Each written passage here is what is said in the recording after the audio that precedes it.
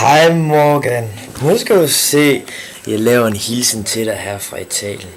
Nu skal du se, jeg vil fortælle dig lidt. Altså, du har jo set den lille lejlighed, jeg bor i her. Men hvad du ikke har set, det er jo altså, at om aftenen, der sidder der sådan nogle kloge folk og snakker i tv. Det er faktisk røvkedeligt. Så derfor så vil jeg vise dig noget andet.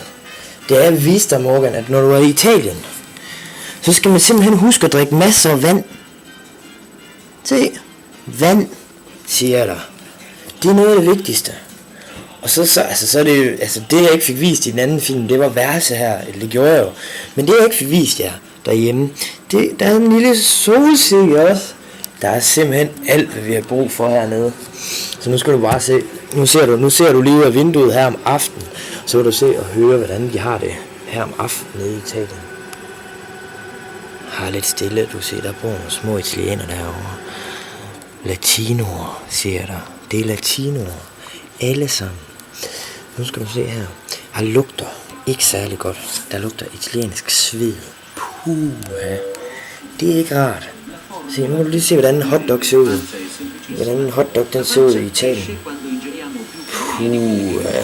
Det ligner jo noget, det ikke skal ligne, ikke? Så tror man, Jonas han sidder og ser porno. Men nej.